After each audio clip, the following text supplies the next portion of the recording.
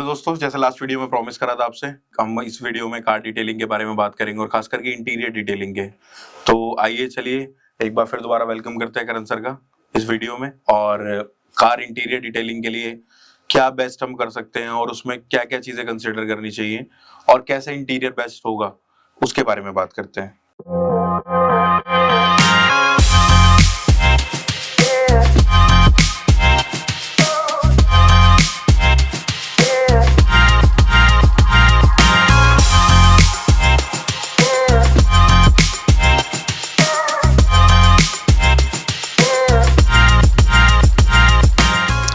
Welcome again sir for this podcast and video. सबसे important question है sir ये ना कि कार डिटेलिंग की अगर हम बात करते हैं, मैक्सिमम लोग क्या है कि वो एक्सटीरियर दिखा के या उनकी वीडियो शूट करके, बट इंटीरियर के बारे में बहुत कम लोग बात कर रहे हैं। तो आपके अकॉर्डिंग मतलब क्या क्या चीजें कंसीडर करनी चाहिए जब हम कार डिटेलिंग में और खास करके इंटीरियर क्लीनिंग की बात कर रहे हैं? देखिए, लोग क्यों बाहर का दिखाते हैं, क्योंकि बाहर से आप लोगों को गाड़ी दिखा सकते हो, शाइन मारती है, तो लोगों को दिखाना चाहते हैं कि इतनी गाड़ी मेरी शाइन कर रही है एवरीथिंग। बट मेरे हिसाब से जितना जरूरी इंटीरियर डिटेलिंग उतना जरूरी कुछ भी नहीं है, दो रीजंस की वजह से। एक, आपके घर में कोई ना कोई ड्राइवर होता है किसी न किसी के पास, या फिर वॉचमैन होता है, तो बाहर की गाड़ी तो हर रोज ही साफ होती है। इंटीरियर आपकी चाबी तो आप दोगे नहीं किसी को, तो इंटीरियर तो हार्डली एनी टाइम साफ होता है। तो इंटीरियर करने के लिए या तो आपको खुद ही लगना पड़ता है या फिर आपको किसी डिटेलिंग शॉप या वॉशिंग की शॉप पे जाना पड़ता है। तो डिटेलिंग एक्चुअली बहुत इंपॉर्टेंट होता है, क्योंकि आप गाड़ी में बैठ रहे हो, आप अपना मेजॉरिटी टाइम वहां पे स्पेंड करते हो, तो you should be very careful about detailing. Interior detailing में 4 या 5 चीजें होती है जो इंपॉर्टेंट होती है। सबसे पहले सबसे इंपॉर्टेंट वैक्यूमिंग। गाड़ी को वैक्यूम करना बहुत जरूरी है। आप गाड़ी को वैक्यूम करिए, आप चाहे वंस अ वीक करिए, वंस अ मंथ करिए, डिपेंड करता है आप पे कितना टाइम है। घर पे वैक्यूम है, बाहर कराना चाहते हो, आजकल तो पेट्रोल पंप से भी मैंने वैक्यूम सीखना शुरू करे। वैक्यूम करके अपनी गाड़ी को क्लीन रखिए। डेली मेंटेनेंस और जो वीकली मेंटेनेंस आपकी वैक्यूमिंग है। उसके सिवाय जो मेरा सजेशन होता है, इंटीरियर ड्राई क्लीन कराया करिए, क्योंकि आप चल रहे हो, उसमें पसीना आ रहा है, कुछ ना कुछ खाना पीना गिर ही जा रहा है गाड़ी के अंदर, वो खराब होने लग जाता है। तो हर 6 महीने में एक बार अगर आप ड्राई क्लीनिंग करोगे तो उससे आपकी गाड़ी के एक तो फ्रेश रहेगी, वायरस बैक्टीरिया ये सब प्रॉब्लम्स खत्म होने लग जाती है, और आपकी इंटीरियर रिकवर्ड भी रहेगा। वरना बहुत टाइम का इंटीरियर खत्म हो जाता है, फिर उसके बाद आप जाके कवर ढूंढ रहे हो लगाने के लिए। आप कुछ लोग मैंने देखा टॉवल्स लगा रहे होते हैं, उसके ऊपर आप छुपाना शुरू कर देते हो। तो अगर आप शुरू से मेंटेनेंस करोगे 1 से 6 months, I think is not enough. तो 1 से 6 मंथ से आपका काम हो जाएगा, आप उसका इंटीरियर डिटेलिंग कराया। यूजुअली हाइजीन अच्छी होनी चाहिए और साथ में मतलब बहुत से लोग डिओड्रेंट रखते हैं स्पेशली गाड़ी में कि वो बार बार स्प्रे करते रहते हैं। देखो, डिओड्रेंट से तो मेरे ख्याल से कोई फर्क नहीं पड़ता। आप पसीने में आओगे, उसके बाद अपने पे डिओड्रेंट मार दोगे तो मेरे ख्याल से तो कुछ होगा नहीं। आपने कोविड के टाइम भी देखा था, उन्होंने कहा था भैया सिर्फ सैनिटाइजर से काम नहीं होता, पहले हाथ धोने पड़ते हैं, फिर सैनिटाइज करोगे तो काम करेगा। गंदगी को सैनिटाइज करने से कुछ नहीं होगा। ये वही है, वही वाला हिसाब किताब है। क्लीन करना मेरे ख्याल से ज्यादा जरूरी होता है। और जो आखिरी सर्विस में मानता हूँ जो इंपॉर्टेंट होती है, वो होती है गाड़ी को डिसइंफेक्ट करना। तो आप डिसइंफेक्टेंट, जैसे हमारा माफरा का ऑर्डर बैक्ट है, आप वैसा प्रोडक्ट यूज करिए। 1 से 3 मंथ्स अपनी कार को स्प्रे से डिसइंफेक्ट करिए और गाड़ी की स्मेल भी अच्छी रहेगी। तो ये 3 चीजें मेरे ख्याल से बेसिक्स है, जो सब लोगों को करनी चाहिए। हाँ, अब और बहुत सारी बड़ी बड़ी चीजें आगे डिटेलिंग के लिए, बट ये एक स्टैंडर्ड कस्टमर बेस के लिए ये एक 3 चीजें सबसे इंपॉर्टेंट है इंटीरियर के लिए। अब इसमें भी ना 2 इंपॉर्टेंट चीजें आती है निकल के, अगर हम स्मेल की बात कर रहे हैं। एक यूजुअली क्या होता है कि गाड़ी के अंदर ना, जो मतलब देखो 2 टाइप के लोग हैं। एक तो जिनकी गाड़ी के अंदर कोई रैट वगैरह से रिलेटेड प्रॉब्लम है, मतलब कोई रैट आ चुका है, या सपोज किसी के पास में अपने पर्सनल पेट्स हैं, तो ये 2 लोग तो बहुत ज्यादा स्ट्रगल करते हैं। करेक्ट। और उनकी मतलब स्मेल और पेट्स के हेयर रिमूवल, ये सारा मतलब बहुत एक तरीके से लेथार्जिक प्रोसेस है। और साथ में डिटेलिंग की अच्छी अच्छी बेटर जितनी भी शॉप है वो भी नहीं कर पाती हैं उस चीज को। करेक्ट, मतलब उसका कोई सॉल्यूशन नहीं दे पाते। देखो, हर प्रॉब्लम का एक राइट टूल होता है। मैं हमेशा ये बोलता हूँ, राइट टूल नहीं यूज करे इसलिए आप नहीं कर पा रहे। आपने जैसे डॉग हेयर की बात करी, जो सबसे बड़ी प्रॉब्लम है, क्योंकि डॉग हेयर वैक्यूमिंग से नहीं निकलते। क्यों? क्योंकि उसमें एक स्टैटिक बिल्डअप है, जो आपके कारपेट और हेयर में स्टैटिक बिल्डअप है। तो आपको उसके लिए मैं एग्जाम्पल के लिए बताऊं, जैसे हमारा मैक्सशाइन का हेयर रिमूवल ब्रश आता है, आप उस तरीके का करो जो एंटी स्टैटिक बनाएगा और उन हेयर्स को अपने पास कर लेता है। तो उसके बाद फिर आप अपनी गाड़ी पे वैक्यूमिंग और बाकी प्रोसेस कर सकते हो। तो ये टूल का है, और जहां तक मेरे को लगता है एक अच्छा डिटेलर ये चीजें समझता है तो वो करेक्ट टूल यूज करेगा। कस्टमर के लिए मुश्किल होता है, उसके लिए हम लोग बैठे हैं ऐसी वीडियोस बनाने के लिए, आप लोगों को समझाने के लिए। तो एंटी स्टैटिक, आपको Amazon पे जाइए, आप मैक्सशाइन ब्रश लिखिए फॉर हेयर रिमूवल, आपको मिल जाएगा। आप उसको यूज करिए, वो बहुत ही अच्छा काम करता है। और आपके कोई भी पेट हेयर हो, इवन आपके अपने हेयर हो, वो सब हटा देता है और आपको प्रॉब्लम नहीं आएगी। जहां तक आपने बात करी थी कि कुछ एनिमल डेड हो जाता है या कुछ गिर गया है या कुछ हो गया है गाड़ी में, तो उसमें भी बहुत सारे लोग क्या करते हैं, थोड़ा जल्दबाजी करते हैं। वो वही काम कर रहे हैं जो आप मेरे को बोल रहे हो, परफ्यूम मारने वाला। पहले आपको प्रॉब्लम एलिमिनेट करनी है, ठीक है। अगर एनिमल है कुछ, पहले उसको निकालो। अगर दूध गिर गया है, अल्कोहल गिर गई है, कुछ भी गिर गया है, पहले उसको ड्राई क्लीन करो। उसके बाद आप अपना ओडर बैग जैसा या परफ्यूम वाला सिस्टम यूज करोगे तो प्रॉब्लम रिजॉल्व होगी। पहले प्रॉब्लम को हटाओ, फिर उसको डिसइंफेक्ट करके या परफ्यूमेट करो। लोग क्या करते हैं, वो सीधे ही शुरू हो जाते हैं, प्रॉब्लम रिजॉल्व करी नहीं आपने, थोड़ी देर के लिए स्मेल मास्क हो गई, वो तो वापस आ जाएगी।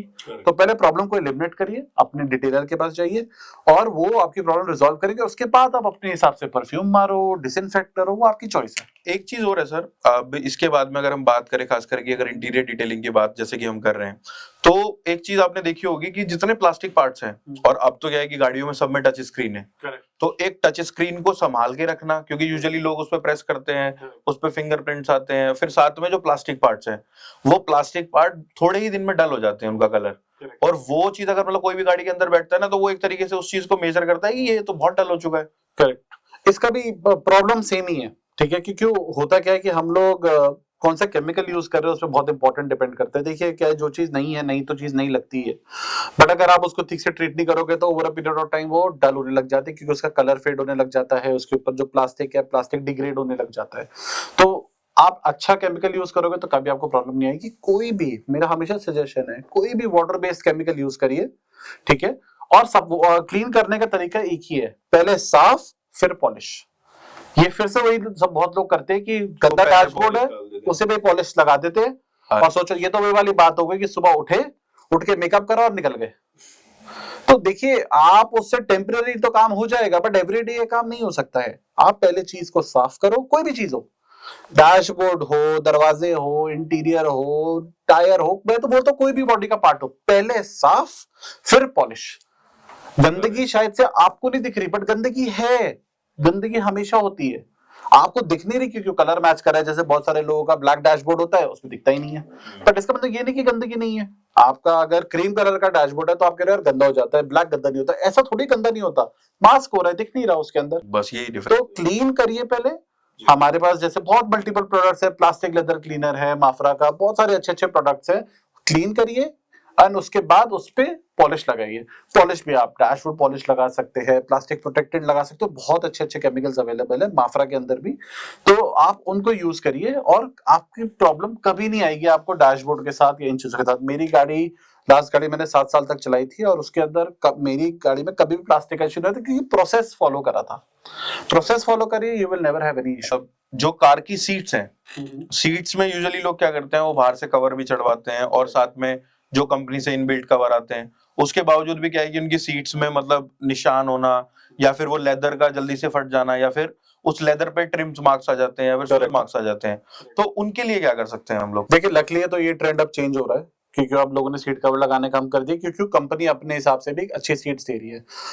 देखो, अगर आपकी कंपनी से लेदर आता है तो मेरे ख्याल से आप सीट कवर नहीं लगाओगे, बट क्रैक्स उस पे भी आते हैं। देखो, लेदर इज वेरी डिफरेंट, आपको प्रोडक्ट पहचानना है कि मेरा है क्या। जैसे फैब्रिक की बात करें तो हम ड्राई क्लीनिंग की बात करते हैं, लेदर की ड्राई क्लीनिंग अलग तरीके से होती है, क्योंकि आप पानी नहीं इस्तेमाल कर सकते उतना ज्यादा, क्योंकि लेदर श्रिंक करेगा। करेक्ट, आपको ऐसे केमिकल्स यूज करने हैं जो लेदर को बेटर करे। तो अगेन, जैसे मैंने डैशबोर्ड से बोला था, पहले आप करो क्लीन, कोई भी एपीसी लो, प्लास्टिक लेदर क्लीनर लो, उससे आप पहले साफ करो, जगह चीज पहले साफ हो जाए। अब लेदर की प्रॉपर्टी समझो, लेदर को क्या चाहिए, लेदर को चाहिए कि लेदर फ्लेक्सिबल रहे, रिजिड ना हो। रिजिड होएगा तो क्रैक आएगा, करेक्ट, मतलब फ्लेक्सिबल रहे, ठीक है, और उसकी शीन बनी रहे, दो फैक्टर है। तो इन्हीं के लिए आप चीजें, प्रोडक्ट खरीदे जो इनको सॉल्व करता है। फॉर एग्जांपल, अगर कस्टमर्स को ढूंढने में मुश्किल होता है, हमारी माफ्रा की लेदर कार केयर किट आती है, और आपको पता है इटालियन से अच्छा लेदर का कोई ध्यान नहीं रखता, तो उस किट के अंदर क्लीनर भी आता है जी, उसके अंदर आपका उसको मॉइस्चराइज करने के लिए भी आता है, और मेंटेन करने के लिए एक अलग मिल्क मॉइस्चराइजर भी आता है। तो आप अगर उसको सही 3 स्टेप्स यूज करोगे, आपके लेदर को कभी प्रॉब्लम नहीं आएगी। तो हर चीज का मेंटेनेंस होना चाहिए। जब आ जाते हैं फैब्रिक के बारे में, तो फैब्रिक सीट से बहुत लोग, क्योंकि फैब्रिक स्टेन हो जाता है, ड्राई क्लीन करने में मेहनत लगती है, कॉस्टली होता है, इसलिए लोग सोचते हैं उसमें कवर लगा देते हैं। देखो, जो कवर लगते हैं वो मेजॉरिटिवली रैक्सीन के कवर्स होते हैं, वो प्योर लेदर भी नहीं होता है। उनको भी अगर आपको मेंटेन करना है तो again simple same process follow करो, उनको क्लीन करो। मे बी लेदर के लिए आपको इतना काम करने की जरूरत नहीं, क्योंकि लेदर है नहीं वो, बट उसको भी आप क्लीन और मेंटेन रखोगे तो कोई प्रॉब्लम आपको नहीं आएगी, वो चलेंगे हमेशा। आपने एक चीज और नोटिस करी होगी, खास करके जो सीट्स होती हैं फैब्रिक की स्पेशली, उनपे मार्क्स हो जाते हैं। करेक्ट। ब्लैक कलर का मार्क हो गया व्हाइट सीट पे, या फिर वो ग्रे शीट है उस पे हल्का सा सिल्वर मार्क दिख रहा है, तो वो मार्क्स भी हट सकते हैं। मार्क्स हट जाते हैं, क्योंकि अगर आप क्लीन कर, देखो अगेन इसमें डिस्क्लेमर ये है कि उसको साफ आप रेगुलरली कर रहे हो। अगर आप साफ रेगुलरली नहीं कर रहे हो, वो स्टेन इतना डीप सेटल हो जाएगा कि उसको हटाना बहुत मुश्किल हो जाएगा। और यहाँ पे मैं सारे वॉशिंग और डिटेलिंग सेंटर्स को प्रोटेक्ट करना चाहता हूँ कि देखो हम क्लीनर्स है, हम जादूगर नहीं है कि आपने 4 साल तक गाड़ी पे कुछ कराया नहीं, आप हमारे पास आओ और बोलो जी जादू कर दो और मेरी गाड़ी नहीं बना दो। ऐसा पॉसिबल नहीं है, हम जादूगर नहीं है। बिल्कुल। आप हर 6 महीने आ रहे हो, आपको प्रॉब्लम नहीं आएगी। तो इसलिए आप गाड़ी को मेंटेन करिए, क्योंकि जब डेप्थ इतना डीप फंस जाता है वो दाग, कि उसको निकालने में ओवर अ पीरियड 3-4 बाद आपको टाइम लगेगा, जिसमें आपको पूरा क्लियर होएगा। तो स्टेन्स अगर आप मेंटेन करोगे तो स्टेन्स नहीं आएंगे। वरना देखो, पर देखो फैब्रिक है, फैब्रिक पे कुछ भी गिरेगा तो अब्सॉर्ब तो करेगा ही। Unfortunately that is the nature of the material. तो उसका हम कुछ नहीं कर सकते, बट मेंटेन करोगे प्रॉब्लम्स कम आएगी और नहीं आएगी। और एक और चीज फैब्रिक में जो मैं सजेस्ट करता हूँ, अगेन मैं हमेशा केमिकल पे की फोकस करता हूँ, क्योंकि देखो उसमें भी धागे हैं।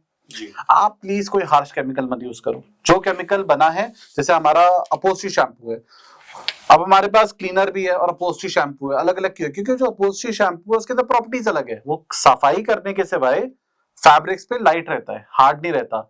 दूसरा उसमें ड्राइंग प्रॉपर्टीज है, तो जो भी पानी गिरा है सीट्स के ऊपर, जब हमने ड्राई क्लीन करा है, फिर भी थोड़ा बहुत पानी बचा हुआ है, वो अपने आप ड्राई हो जाएगा। तो प्रॉपर्टीज है उसमें। Choose the right chemical for the right application और आपको कभी प्रॉब्लम नहीं आएगी। केमिकल से रिलेटेड एक चीज और है कि अगर हम केमिकल की बात कर रहे हैं, तो यूजुअली क्या है ना, जो केमिकल्स लोग यूज कर रहे हैं बहुत हार्ड केमिकल होते हैं। उनका मतलब एक तरीके से जो इनकी ऑर्डर है या स्मेल है वो बहुत हैजार्डियस है। और कहीं ना कहीं बहुत सारे लोग ऐसे हैं जिनको शायद मतलब उससे कुछ क्लिनिकली कुछ प्रॉब्लम है या फिर कोई एलर्जी है, पर वो एलर्जी उनकी फिर उससे ट्रिगर हो जाती है। क्या जो केमिकल्स हमने इस वीडियो में बताए हैं या जितने केमिकल्स के बारे में हमने अभी तक बात करी है, वो हैजार्डियस फ्री हैं या फिर वो इको फ्रेंडली? देखिए, हम तो एज मैन मशीन तो हमेशा हाई एंड केमिकल्स यूज करते हैं, ठीक है, बट कॉस्ट इफेक्टिव ये बहुत जरूरी है। केमिकल की क्वालिटी का मतलब ये नहीं कि it should be very expensive, ठीक है। हम लोग माफ्रा के साथ डील करते हैं, वाटर बेस्ड केमिकल्स है। जिस फैक्ट्री में हम लोग माफ्रा का प्रोड्यूस करते हैं केमिकल्स, वो TUV रेटेड है, which is the highest rating that you can get for safety in anywhere in the world. तो वो भी रजिस्टर्ड है। ये सब चीजें इसलिए करवाते हैं ताकि कस्टमर को भरोसा हो हम पे। तो ये होएगा। दूसरा, आपने जो कहा हजार्ड, देखो हजार्डियस केमिकल कौन से है वो तो आपको देख के पता लग जाएगा। अब आप ऑनलाइन जा रहे हो, कोई शैम्पू बेच रहा है 500-600 रुपए का 1 लीटर, और एक बंदा 99 रुपए में बेच रहा है। 99 रुपए में शैम्पू कहाँ से आ जाएगा? तो आपको खुद समझ आना चाहिए कि उसमें जो केमिकल्स लगे वो हैजर्डस होंगे। तो ये चीजें आप बोतल के पीछे पढ़िए, उस पे देखिए कि लिखा क्या हुआ है, आप उसके इंग्रेडिएंट्स पढ़िए, ये सब चीजें मेंशन होती है अगर ब्रांडेड कंपनी का होएगा। तो always use good quality products और आपको ये प्रॉब्लम नहीं आएगी। आपने भी हैजर्डस केमिकल की बात करी तो उस पे मेरे को एक किस्सा याद आ गया, मैं आपको बताता हूँ। तो हमारे कस्टमर थे जो हमारा माफ्रा का डिग्रीसर यूज करते थे, और वो हमारे डिस्ट्रीब्यूटर के पास आए कि जी हमें कोई और बेटर कॉस्टिंग का केमिकल चाहिए या ज्यादा हार्श केमिकल चाहिए। तो डिस्ट्रीब्यूटर ने मना कर दिया। उन्होंने पर कैसे केमिकल प्रोक्योर कर लिया जी कि जी मेरे को तो, और 1-2 दिन बाद कॉल करके बोला सर मेरे को तो बहुत बढ़िया केमिकल मिल गया, इसकी तो सफाई बहुत अच्छी है, मजा आ जाता है सफाई देखने में। बट 2 महीने में वो कस्टमर वापस आ गया हमारे पास कि सर नहीं आप अपना ही दे दो। तो हमने उसको प्रेस करा, भैया क्यों, क्या प्रॉब्लम हो गई, आप तो यूज कर रहे थे। बिल्कुल। बोले सर मेरे सारे लड़के भाग के चले गए। क्यों? क्योंकि जब केमिकल में टायर पे स्प्रे करता था उससे जो फ्यूम्स निकलते थे उससे मेरे 2 लड़के हॉस्पिटलाइज हो गए। That will cost you very much. तो आप अगर मतलब मैंने बोला यार आप तो जिंदगी के साथ खेल रहे हो लोगों की। बिल्कुल। आप इतना हैजर्डस केमिकल यूज कर रहे हो, उसके अंदर क्या है क्या नहीं है, उसकी सेफ्टी डेटा शीट है या नहीं है, वाटर बेस्ड है नहीं है, बिना कुछ पता करे आप इससे अच्छा तो फिनाइल डालना शुरू कर दो गाड़ी पे, फ्लोर साफ हो जाता है, टॉयलेट साफ हो जाता है, गाड़ी भी साफ हो जाएगी। बट ऐसी चीजें नहीं होती है। हर प्रोडक्ट हर चीज के लिए बना हुआ है, तो आपको मेक श्योर करना है कि सारे प्रोडक्ट्स सेफ हो। माफ्रा प्रोडक्ट्स मैं आपको गारंटी कर सकता हूँ are people safe and car के पेंट सेफ ऑल्सो, ये मैं आपको लिख के दे सकता हूँ। तो यूज गुड प्रोडक्ट्स। मैं ये नहीं कह रहा कि आप सिर्फ माफ्रा यूज करिए, बट आप कोई भी अच्छी रिप्यूटेड कंपनी के प्रोडक्ट्स यूज करिए और उससे आपके लिए बेटर होएगा, आपकी कार के लिए भी बेटर होएगा। छोटे से सेविंग के लिए आप अपनी गाड़ी को उसमें दाव पे डाल रहे हो, अपनी हेल्थ को दाव पे डाल रहे हो। मेरे को तो इसका लॉजिक समझ नहीं आता, क्योंकि ह्यूमन सेफ्टी मतलब एक तरीके से ह्यूमन सेफ्टी सबसे इंपॉर्टेंट। और बचा ही क्या, अगर आप अपने आप को नहीं रख सकते सेफ तो ये सब कर ही क्यों रहे हम। पॉडकास्ट करे, सब चीजें करे, क्या हेल्थ तो हेल्थ इज प्रायोरिटी, और हेल्थ अगर आप प्रायोरिटी नहीं रखते हो तो फिर आपके लिए मतलब एक इंडिविजुअल की कॉस्ट शायद बहुत कम है, तो आपको वो तो माइंड में रखना ही है। साथ में एक चीज और है सर, अगर हम बात कर रहे हैं इंटीरियर डिटेलिंग की, तो कुछ ऐसे पार्ट्स हैं गाड़ी के अंदर, सपोज एक गियर की जो शाफ्ट होती है उसके आपने नीचे मतलब एरिया होता है जहाँ पे आप ग्लव बॉक्स है, या फिर आपके जहाँ ग्लास के लिए ग्लास होल्डर्स हैं, या आप कुछ सामान वगैरह रखते हैं, वो देखते हैं आप यूजुअली ना उन पे बहुत ज्यादा धूल जमी होती है और वो काफी टाइम तक वो साफ ही नहीं होते। करेक्ट। आप डिटेलिंग सेंटर में भी जाते हैं, वहां पे भी मतलब उन पे इतनी कोई गौर नहीं करता, ऊपर से वो शाइन करने की कोशिश करते हैं। तो उनको हम क्या घर पे भी कर सकते हैं या फिर स्पेशली डिटेलिंग सेंटर ही जाना पड़ेगा? देखिए आप घर पे कर सकते हो, अगेन गेम टूल का है, आपको टूल चाहिए उसको क्लीन करने के लिए। जैसे कि जो आप प्रॉब्लम बता रहे हो काफी कॉमन प्रॉब्लम है, मेरे हिसाब से कोई भी अच्छा डिटेलिंग सेंटर इस प्रॉब्लम को सॉल्व कर सकता है, बट इसके लिए बड्स आते हैं। तो जैसे हम लोग मैक्शाइन के बड्स देते हैं, तो उन बड्स के क्या होता है, छोटे छोटे होते हैं, उनके टिप पे माइक्रोफाइबर क्लॉथ लगा होता है, उससे आप उस पार्ट को आराम से क्लीन कर सकते हो, क्योंकि वैक्यूमिंग में वो हाथ में नहीं आएंगे, कपड़े मारने में भी इसमें छूट जाता है। तो देखो काम हमेशा राइट टूल का है, अगर आपके पास राइट टूल है तो आप घर पे भी कर सकते हो, अमेज़न पे आपको अवेलेबल है, आप जाके खरीद सकते हो। बट मेरे हिसाब से एक अच्छे डिटेलिंग सेंटर पे आप, जैसा मैंने कहा आपको ड्राई क्लीन जब आप करा रहे हो 6 महीने में एक बार, तो ये प्रॉब्लम रिजॉल्व हो सकती है, क्योंकि उसको बिल्डअप होने में टाइम लगता है, वो हैंड टू हैंड नहीं आ जाता। नॉर्मली आप वैक्यूमिंग कर रहे हो गाड़ी में तो प्रॉब्लम नहीं आएगी, तो राइट टूल यूज करें आप।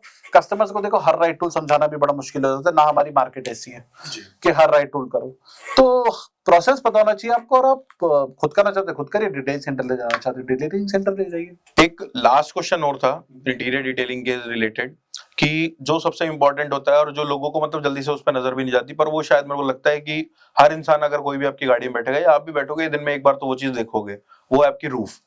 और रूफ क्या है, मैक्सिमम कंपनीज भी और जितने मैन्युफैक्चरर्स हैं वो सब व्हाइट कलर में ज्यादा प्रेफर करते हैं रूफ्स को देना, तो व्हाइट को मेंटेन करना तो एक चैलेंज है ही, करेक्ट, पर रूफ को प्रॉपर्ली कैसे मेंटेन करें? मैंने जैसा बताया, अब रूफ भी आजकल मल्टीपल टाइप्स की आ गई है, बट जो जेनरिक है वो है फैब्रिक की रूफ्स होती है, तो उसके लिए आप अगेन सेम जो आपको मैंने ड्राई क्लीनिंग का प्रोसेस बताया था उसके थ्रू आप कर सकते हो।